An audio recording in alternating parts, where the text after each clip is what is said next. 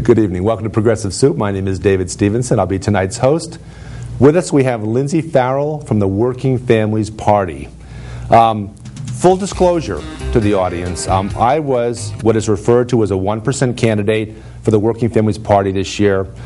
A 1% candidate's goal is to receive 1% of the total vote in the municipality, which earns the Working Families Party a line on the ballot in the next election. And students of American history who know that there has not just been a two-party system throughout our history, and understand that this business about a Republican Party and a Democratic Party is relatively new to the history of the United States, will recall that we've had a Federalist Party, a Whig Party, a Liberty Party, a Libertarian Party, which we still have, Free Soil Party, Populist Party, Progressive Party, a Green Party, which we still have, and a Working Families Party that we still have. Now, if I can digress for a moment, it's important to remember historically in America, we didn't always have only two major parties, Democratic and the Republican Party. In fact, the Republican Party came into existence in the 1850s as a party whose principal focus was abolishing slavery. The Republican Party was at that point, America's most liberal, most left-leaning party for many years. And only in the 1960s, when the Democratic Party gave up their Dixiecrat wing by supporting civil rights legislation and Medicare, did the Republican Party begin its shift to the right of the political spectrum by reaching out to those Dixiecrats who were anti-integration, anti-labor, anti-immigrant. In fact, basically, since then, the Republican Party has made that shift toward being against all the causes which make America the great nation that it is. Now that I've spoken my piece, Lindsay, tell our audience about the Working Families Party. Sure. Well, thank you for having me on the show. The Working Families Party is essentially a coalition of labor unions, community groups, grassroots activists who are committed to economic justice issues. So we fight exclusively on economic justice issues. Stuff like raising wages, affordable health care, affordable housing, fair taxes, kitchen table issues that affect middle class and working class families. And we do that through a combination of two strategies. First, we're very into organizing, grassroots organizing to get people informed on the issues, to get them to do something about the issues, write their congressman, make a phone call to their state senator, that kind of thing. And then the other thing that we are unique in is that we use fusion politics. Define that. Fusion politics is when a candidate is endorsed by more than one political party.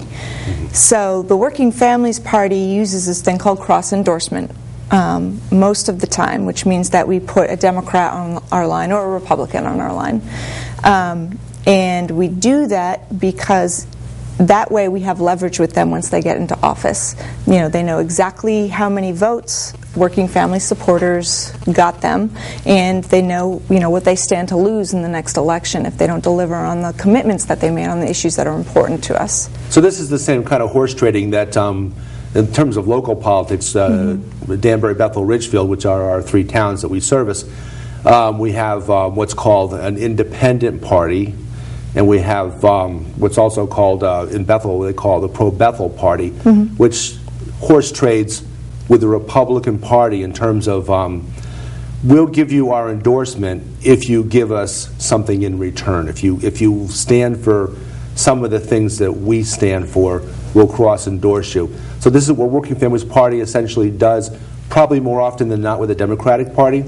Yes, more often than not with the Democratic Party, although we do cross-endorse Republicans from time to time. And, we cross-endorse candidates essentially for either of two reasons. Either they are already great on our issues, they're already dedicated to raising the minimum wage and making health care affordable and things like that, or they're pretty good on our issues, and by endorsing them, we can make them better, and we can affect the way that they govern so that they're governing better.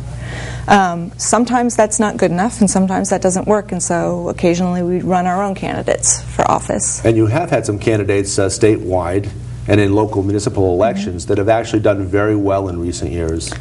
Yeah, we tend to run candidates who we really believe can win. You know, we don't usually run candidates just for the exercise of doing it. And in municipal races in Hartford and in Bridgeport and a little while ago in Wyndham, we've won. Hartford being a very good example. We have more working families people than Republicans on the city council. We just won 2 out of 4 seats on the Board of Education. We have a registrar of voters, the first third-party registrar of voters in the history of Connecticut, and we've essentially replaced the Republican Party as the opposition party in Hartford. That's been the history of America, as we alluded to in the beginning of the show. Parties like the Whig Party and some of the other ones, they've gone the way of the dinosaur and been replaced by other growing parties. Now, we haven't, as you mentioned earlier in the show, before we went on, you were talking about how we haven't had a major party really come into existence in the United States since the Republican Party. They became a major party out of a minor party, and then riding a wave of anti-slavery feeling in the United States became essentially the second party, and now they're probably heading in the opposite direction at this point, as you alluded to. What have you seen in the last few years? What has a Working Families Party actually accomplished in terms of legislation on the state level? Because there have been a lot of that. Certainly. Our strategy is to hold politicians accountable on the things that matter most to us, and that is the way that we have pushed paid sick leave legislation here in Connecticut. We haven't passed it into law yet, but we've gotten it farther than any other states, passed in both houses, and it's probably going to pass, in the next year or two here in Connecticut. We have also supported, the millionaire's tax that passed at the end of this summer. We have no problem with taxes. We just think that they should be fair and that everybody should pay their fair share. And so, organizing at the grassroots level, and then, of course, going back to the folks that we've supported at election time and making sure that they kept their commitments, we were able to help pass a millionaire's tax here in Connecticut. In New York, where we are a little bit older and a little bit bigger, because we're a little bit older, we were essential in passing a progressive income tax there too. They got a fabulous green jobs bill passed last year, and they're working on paid family leave there as well. Now, you mentioned green jobs, and we're hearing about that from a lot of people, green jobs. Green in the sense that they bring new job growth to Connecticut, because Connecticut over the last 14 years has lost a tremendous number of jobs, and just recently another company is heading out of state and taking their jobs with them. Right. What kind of opportunities do green jobs present for the state of Connecticut in terms of regaining that momentum in job growth? Well, they're good middle-class jobs. They're jobs that pay a living wage. They have decent benefits and health care and paid time off to take care of your family and things like that. So that's one of the great things about green jobs. And the other thing is that they aren't going anywhere. They can't be outsourced. They are built into our own communities. And so they're a way to invest in our own communities in the long run and, keep middle-class jobs and keep middle-class families, here in Connecticut.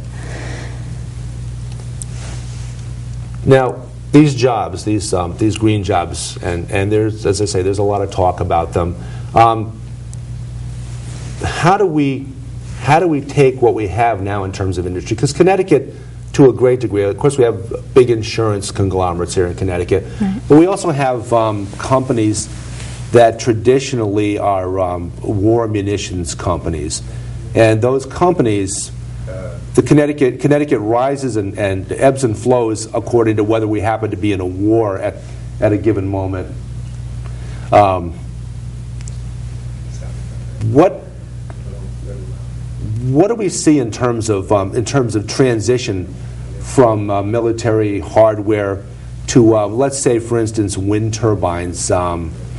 What is the Working Families Party? Do they have a specific agenda in terms of motivating companies to do those kinds of things?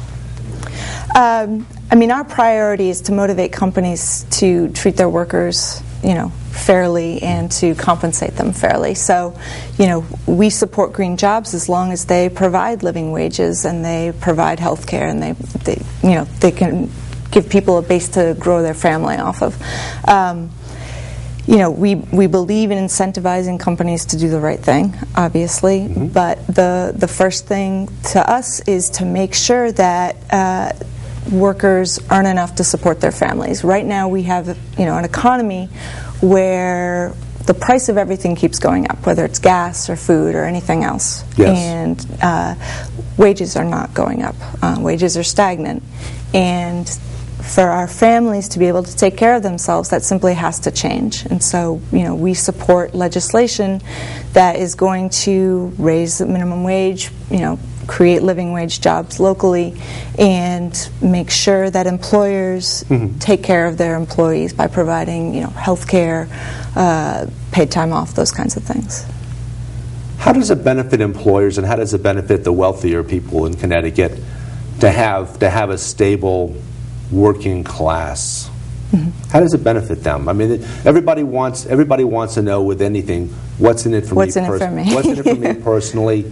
How does a stable working class, where people have enough money to pay their rent, or mortgage, to transportation to and from work, food on their table, health care that they don't have to worry about, how does that benefit? How does that benefit the wealthy? Purchasing power for the middle class and the lower class mean a more stable economy. It means more people who can buy products. It means more people who can contribute to the tax base. It means, it just means more stability for the entire community. So, we support leveling the playing field in that way, and making sure that people have the ability to provide for their families, that college tuition doesn't eat up too much of a budget, that energy costs don't eat up too much of a budget, healthcare costs don't eat up too much of a budget, so that people are able to invest in their, in their own economy and buy locally and support their local businesses, and I believe the expression is with the tide rising, all ships rise. So. Well put, and I guess an example historically might be Henry Ford, who wanted to make sure that his employees earned enough money to buy a Ford. Right. Perfect example. It seems reasonable enough that if you have your working class, your middle class, able to do those things, able to have enough money to do all these things, it ultimately, rather than, we talk about trickle-down economics, and that was a big thing under Reagan, maybe economics works better when it really trickles up. Right. And that is essentially what Working Families is about, is having economic protection for middle-class families and working-class families. A lot of people look at the two major parties and they just don't feel like they know what they're about, that those two parties are out of touch, or they're more concerned with the politics between the two and less concerned with actually solving the real problems that we have with issues like health care and wages and those things. And those are our voters. They're people who are just frustrated with the political system as it is, and want to make their vote count in a way more than just getting somebody elected. And a vote on the Working Families Party line counts in both ways. It helps elect an electable candidate and helps influence how they're going to govern, but it also sends a message to all politicians about the priorities that you have as a voter, that you care about health care and wages and taxes and those things. Well, maybe minor parties like Working Families Party, we talked about horse trading with the major parties. Maybe there's been a little too much horse trading going on between the Democratic Party and the Republican Party, and having this dynamic of the smaller parties, the growing parties, if you will, the ones that may ultimately, as we see in Connecticut, certain parts of Connecticut where Working Families Party has become the second party in terms of dominance. Maybe having that dynamic of the of smaller parties creates that situation where more is accomplished than having two parties. Well, ultimately, it's about accountability, right? Are politicians going to be held accountable to voters? And when you only have two parties, often, the two parties do not do a good job of holding each other accountable. You need more voices in the room. Politics should not just be available to the wealthy and well-connected. There should be voices out there for all of us. And, Working Families Party supports a lot of other minor parties too, because those diversity of voices is what is going to ultimately make the people who are in office accountable to voters. Interesting. We touched briefly on health care, but Connecticut did accomplish a fair amount in terms of health care this year, and particularly in terms of municipalities and small businesses being able to buy into a health care pool. Tell our audience about what part Working Families Party played in that and what your vision is as a party, a vision for the next step in terms of that. For healthcare reform. Healthcare reform. As an organization, we support single-payer healthcare. That is the goal for us. That being said, we don't want the perfect to be the enemy of the good, and so we will support steps along the way, whether it's public option, pooling legislation. Those components that are going to get us towards ensuring more people for more affordable cost. And we supported the pooling legislation very, very strongly. We believe that opening that up does more to again hold insurance companies accountable and make them bring their costs down, and also gets more people insured at a more affordable price. And when I say we supported that, we did it in part by working with the legislators that we have supported, at election time and helped to get in office. And we also did it by organizing at the grassroots level.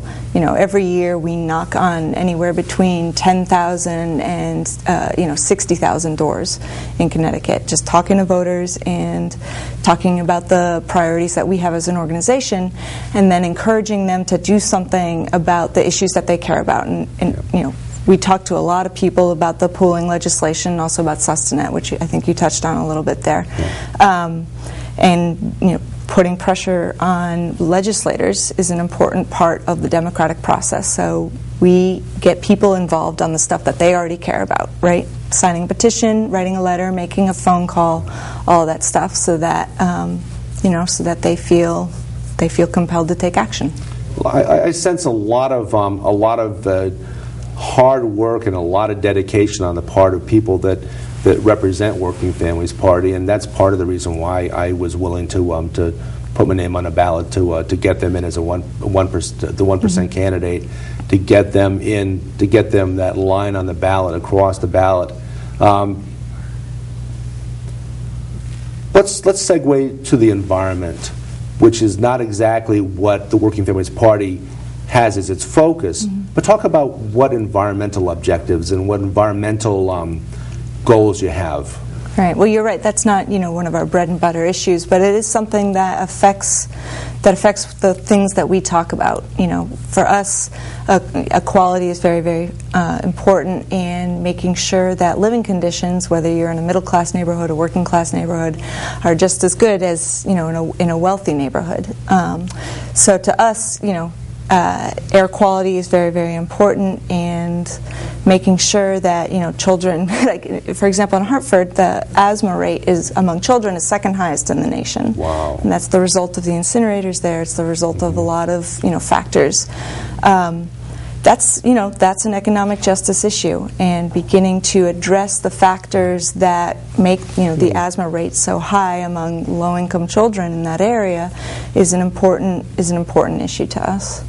And of course, those issues come to bear on all the citizens in Connecticut, because with the money that we pay as a state through our taxes to help take care of children, that's money spent that we could apply somewhere else if we didn't have to spend money to keep our children from not becoming asthmatic.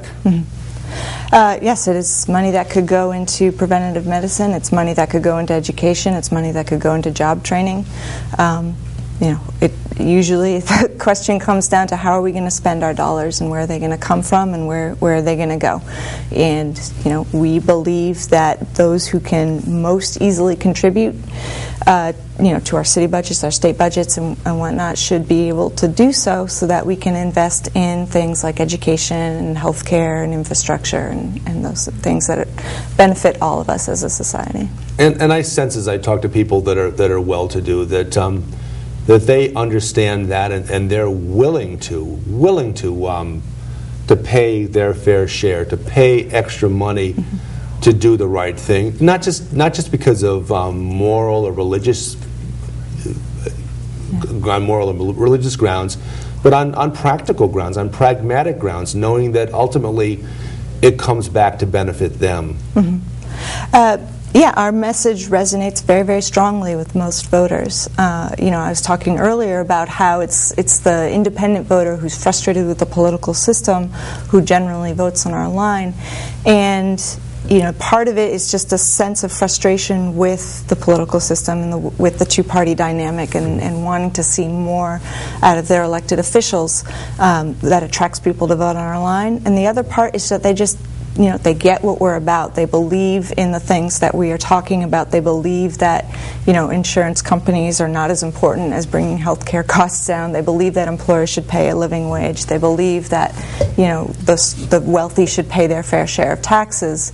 And, when we can communicate with voters, we usually get their vote very, very often. We got 85,000 votes on our line in 2008 across the state, which that's 85,000 people who didn't know about us when we existed for the first year, 2002, but who are now understanding what the organization stands for and believe in our message. What exactly? And I've lost my train of thought. Could we go to a PSA and then come back in about a minute? Do you have one lined up? Okay, we're just going to keep on talking. And I lost my train of thought. Okay. Reach out effort. Now, there are a lot of people that we've seen recently, a lot of people disaffected with the two-party system from across the political spectrum, from right all the way across to the left, if you think in terms of that. And I don't really generally think that way. But there are a lot of people disaffected with a two-party system. What type of reach out do you do to folks that might not think of themselves as being, they might be ideal Working Families Party members, but for one reason or another think of the Working Families Party as being a little too Democratic party, a little too liberal, a little too socialist even. What kind of reach out efforts do you have to folks that may not be with you now but might possibly become part of the Working Families Party? Well, our biggest obstacle to turning on a voter to Working Families Party is not whether or not they believe that we're too liberal or too this or too that. It's that they just don't know about us, because in our system most people believe you vote for a Democrat or you vote for a Republican or you don't have another choice. And so when we talk to voters, when we've done polling, when people look at what we stand for, they tend to not think that we're Democrat, or not think that we're conservative or that we're liberal.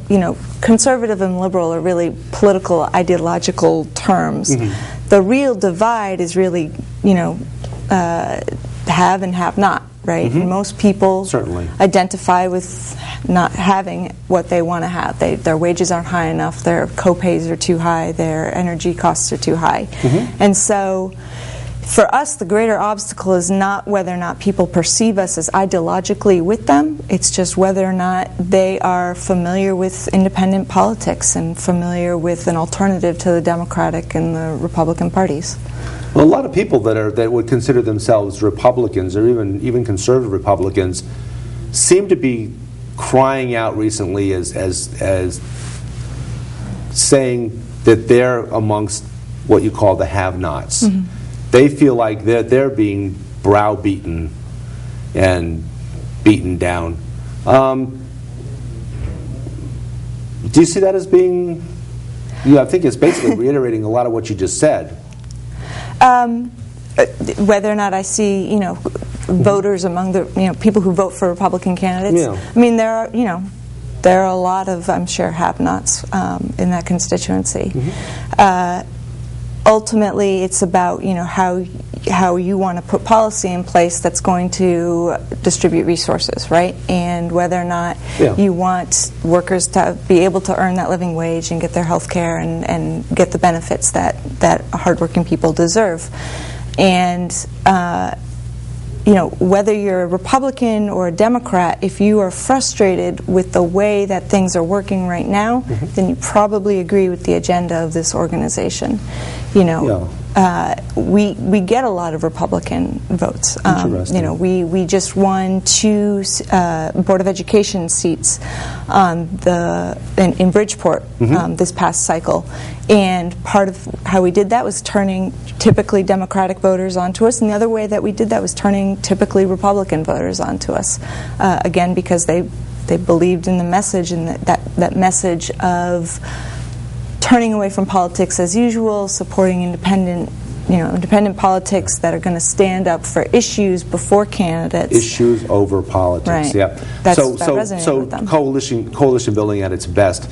What constitutes a living wage? We hear so much about a living wage and what it really means. Right. Could you define it in terms of is it a dollars and cents figure? Is it a dollars and cents plus add-ins like sick leave, annual leave, health care? Right. What define living wage for our audience? It's dependent on the cost of living for the area that you're passing the law in, which is obviously a combination of the housing costs in the area, food, energy, all of those things, plus health care. And there are 2 ways to structure living wage legislation. You can either build health care costs into it and demand that the firms to which the living wage ordinance applies provide health care, or you can say that they have to pay a certain amount per hour more so that the worker has the option to purchase their own health care.